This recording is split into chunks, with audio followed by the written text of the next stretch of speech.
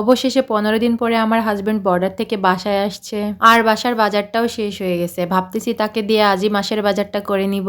সেই 15 দিন আগে বাজার করা হয়েছিল, মাঝে টুকিটাকি কিছু কেনাও হয়েছিল। আর এখন ধরতে গেলে বাসায় বাজারই নাই। সো হ্যালো এভরিওয়ান, আসসালামু আলাইকুম সবাইকে। আজ সারাদিনটা কিভাবে কাটালাম, কি কি কাজ করলাম সবই শেয়ার করবো আপনাদের সাথে। আশা রাখছি পুরো ভিডিওটি আপনাদের কাছে ভালো লাগবে। যেহেতু আমি প্রতিদিন বাসার সমস্ত কাজগুলো ভিডিও আকারে আপনাদের সাথে শেয়ার করি, তাই একটু একই টাইপের ভিডিও হয়ে যায়, কিন্তু কিছু করার নাই। যেহেতু আমি এই কাজগুলোই বাসায় করে থাকি, এই জন্য এগুলাই আপনাদের সাথে শেয়ার করি। হঠাৎ করেই আমার গলাটা অনেক বেশি বসে গেছিল, এই জন্য একটু সকাল সকাল চা করে নিয়েছিলাম। চাটা খেয়ে আমি বাসার সমস্ত কাজ করে নিব। আর আমার হাজবেন্ড বাসায় আসলে তো আমার অনেক কাজ বেড়ে যায়। সকাল সকাল রান্না করো, সকাল সকাল বাসার সমস্ত কাজ গুছিয়ে নাও।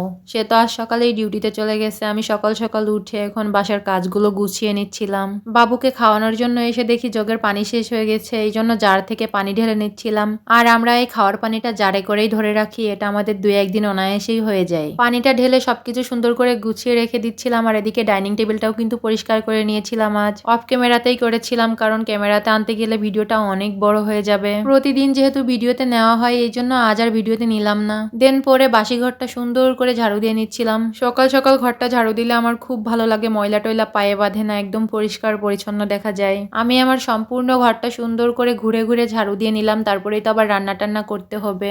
কে জানে আবার সে কখন বাসায় চলে আসবে, এই জন্য একটু তাড়াতাড়ি করতেছিলাম কাজগুলো। ফ্রিজ থেকে সবজিগুলো বের করে কাটাকুটো করে নেব, কারণ রান্না করতে হবে। আর এখন যেহেতু বাহিরে অনেক বেলা পর্যন্ত কুয়াশা থাকে, এই জন্য আজ ঘরে কোনো রোদই ঢোকে নাই।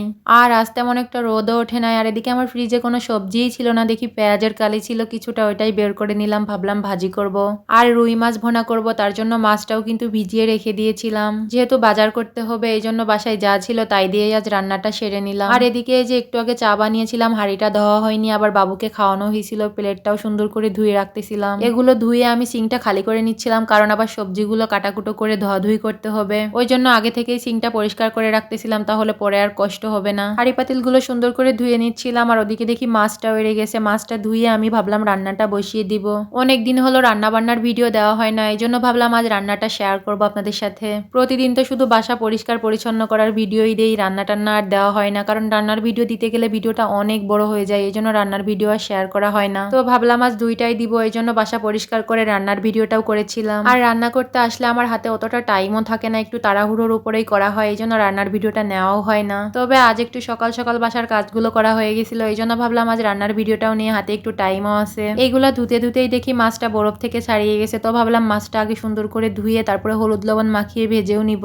আর আমরা মাছ ভাজা ছাড়া খেতেও পারি না, এমনিতেই আমার কাছে মাছ তেমন একটা ভালো লাগে না, তার উপর যদি না ভাজি তাহলে তো খেতেই পারবো না। আর এই মাছগুলো আমি ফ্রিজে রাখার আগেই সুন্দর করে ধুয়ে রেখে দিয়েছিলাম, এখন জাস্ট হালকার উপরে একটু ধুয়ে নিচ্ছিলাম। আগে থেকেই বলে রাখলাম, কারণ অনেকেই ভাবতে পারে আমি মনে হয় এইটুকুই ধুয়েছি মাছ। মাছ আগেই সুন্দর করে ধুয়ে নিয়েছিলাম, এখন আরো সুন্দর করে ধুয়ে নিচ্ছিলাম। মাছ যদি ভালো করে ধোয়া না হয় তাহলে আমার কাছে কেমন যেন একটা গন্ধ লাগে, ওই জন্য আমি সবসময়ের জন্য চেষ্টা করি একটু ভালো করেই ধোয়ার। কয়েকবার আমি সুন্দর করে পানি চেঞ্জ করে করে ধুয়ে নিচ্ছিলাম, তারপরেই তো আমি হলুদ লবণ মাখিয়ে রেখে দিব কিছুক্ষণের জন্য।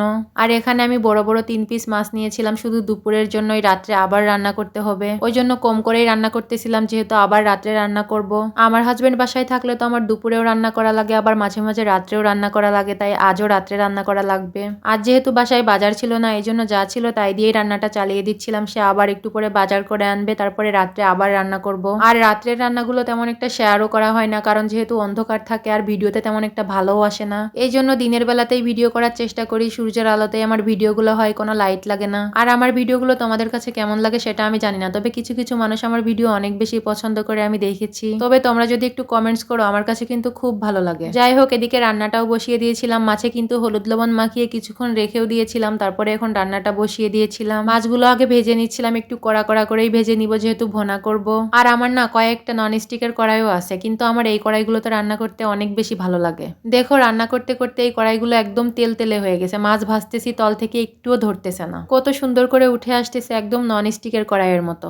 আর এই কড়াইটাতে সবসময়ের জন্য আমি ভাজি ভুজি করি, মানে তেলের কাজ করা হয়, যার কারণে একদম তেল তেলে হয়ে গেছে কড়াইটা। ঝোল টোল রান্না করি অন্য কড়াইতে, আমার না নন স্টিক কড়াই টানাটানি করতে অনেক খিজি লাগে, মানে ঝামেলা মনে হয়। ঢাকনাগুলো কাচের হওয়াতে টানাটানি করতে সমস্যা হয়। আর ওই নন স্টিকের কড়াইগুলো না অনেক বেশি ভারী হয় আর টানাটানি করতে অনেক বেশি ঝামেলা হয়। তবে একটা দিক ভালো আছে, ওই নন স্টিকের কড়াইগুলো ক্যামেরাতে অনেক সুন্দর দেখা যায়। আর এই কড়াইগুলো কত সুন্দর তাই না, ওজনেও একদম হালকা, আবার পরিষ্কার করতেও বেশি ঝামেলা হয় না। আমার কাছে তো টানাটানি করতেও অনেক বেশি ভালো লাগে এই কড়াইগুলো, এই জন্য এই কড়াইতেই রান্না করি। ক্যামেরাতে যেমনই দেখা যাক না কেন, রান্না তো হচ্ছে তাই না। তবে আমার ভালো ভালো কড়াইও আছে, কিন্তু এই কড়াইগুলো তো রান্না করতে আমি স্বাচ্ছন্দ্য বোধ করি। মানে বলে না যে এটা যার কাছে ভালো লাগে, এটা আমার কাছে ভালো লাগে তাই করি। যাই হোক, এখানে আমি রান্নাটাও করে নিচ্ছিলাম, পেঁয়াজের কালি আর আলু দিয়ে ভাজি করতেছিলাম। পেঁয়াজের কালিটা আমি আগেই সেদ্ধ করে রেখে দিয়েছিলাম, এখন তেলে দিয়ে জাস্ট ভেজে নিচ্ছিলাম সুন্দর করে নাড়াচাড়া করে।